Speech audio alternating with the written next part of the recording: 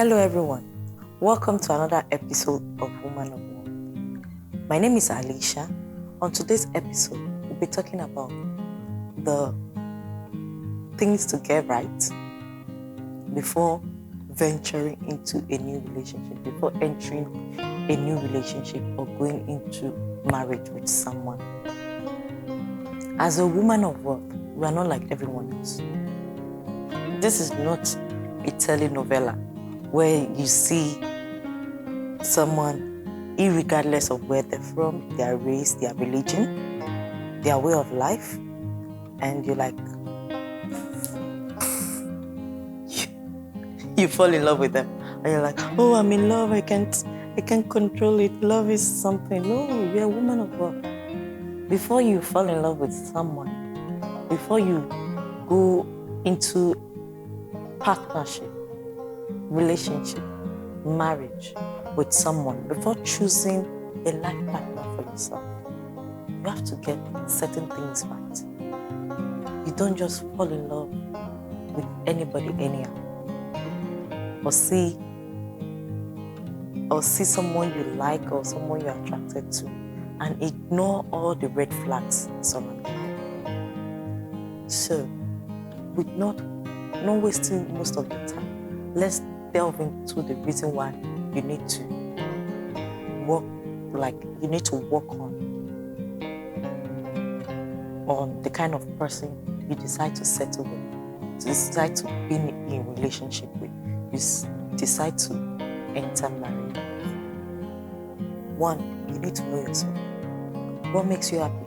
What kind of person makes you happy? Some of you are the kind of person that you want to be a stay-at-home mom. You want your man to go out there, work all night, days, and all that.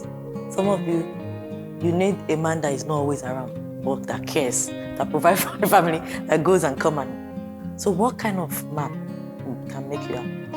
Is he a caring man, a loving man, someone that tells you what is in their head, in their mind, in their heart also, or someone that keep things to yourself and deal with it personally without letting you know the nitty-gritty of whatever they are doing? First of all, you need to know yourself inside. Two, you need to let your parents know who you are going out with. You see, our parents have these microscopic eyes. They can tell who is good for your future or not. Most of the time, many people like, oh, my parents are too harsh. They don't want me to fall in love with the person I love. Sweetheart, the person you love smokes weed. He goes to club every day. He lives with his parent. He doesn't have what a prospective husband should have, a good man in future should have. Your parents need to know so that they can tell you where you are making wrong, where you are blind by love. 3, their religion. Are you a religious person? Are you a Christian or are you a fervent Christian? Are you a Muslim, a fervent one? What is your stand with religion? Does it really matter? Are you an atheist? Do you believe that the world, we have animals who just metamorphosed into human beings? What is your belief? It matters in whatever relationship. Because these are the little things that causes divorce in marriages and broken relationships. So before you enter into a relationship with someone, do you people have the same religious belief? Do you believe in the same thing? That matters a lot. You have to consider that before choosing the right man. Number 4, do the person you want to be with, the person you are trying to build a relationship with, or the one you are even in a relationship with, do they have certain addiction? Do they smoke? Do they drink? Do they party too much? Do they do cocaine? Do they watch too much porn? Do they listen to stupid music, trap music, stupid music that don't like bring the good in people? Do they have things that you don't like about them? And if they do, can you live with it without being bothered? Because certain addiction can affect your future relationship or marriage with these people.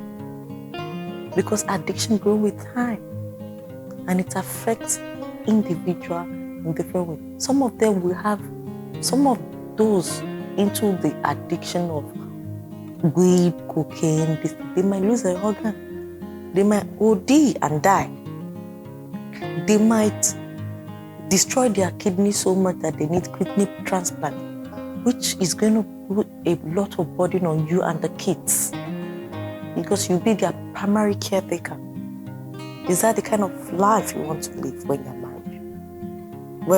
Well, your husband will be in a wheelchair and you're always going back and forth from surgery to surgery, from operation room to operation room, trying to make sure that your partner is all right. This can be avoided before you even fall in love or go into the relationship with them. Number 5, what is their view about money? Oh dear, we have some men that believe money is not important. They can't kill themselves for money. They are not slave for money. But they want money, but they don't want to work for it. They want to work little and make plenty money. And there's no such fallacy. Even the 4-hour work week, before the people that get to do the 4-hour work week got to where they were, they worked their ass off before they were able to get to that stage that they don't have to work that much, but they still make much money. Sweetheart, there's no two way about money. You need to work for it. You need to work hard. You need to work smart for it. Many relationships, so many women are frustrated in relationships today because they fell in love with a guy that doesn't really care about money, and they didn't think they need it that much.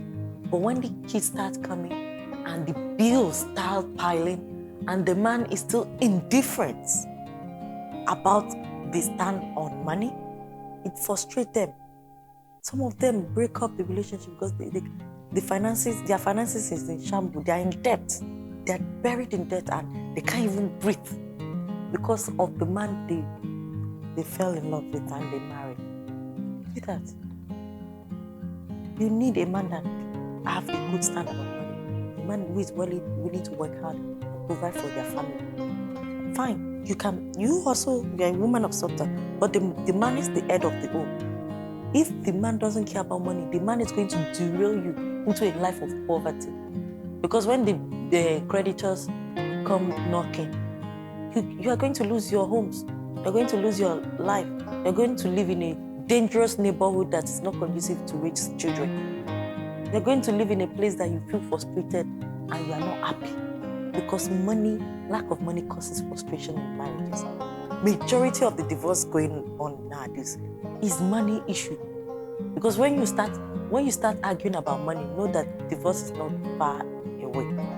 So there you can avoid all this when you kind of go into the man you want to be with. You kind of look into the necessary nitty-gritty that you need to get right before meeting this man. Because this person you are choosing, you're going to spend the rest of your life with them. You're going to have kids. You're going to go through ups and downs with them. The promotion, the laughter, the discipline. It will be minimal if the finances and the marriage is better.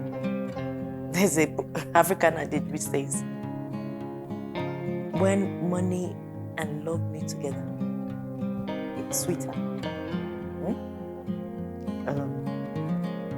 There's no, because at the end of the day, it costs money to raise children. It costs money to send them to school. It costs money to even go to maternity, go for antenatal, give birth to them, buy them baby food and the necessary things they need. Give them good, sound education in a good neighborhood, in a good school. Because the school that you send them to matters. It helps their self-esteem, and it helps their morale, their career options, and it helps them meet people that have the same goal in life. From there, they network and they have better chance in life, better than where you started from. Thank you for watching another episode of Woman of Worth. Kindly subscribe, like, and share. If you would like to contact me or ask some personal questions, the email address is womanofworld28@gmail.com. Thank you. See you in the next video.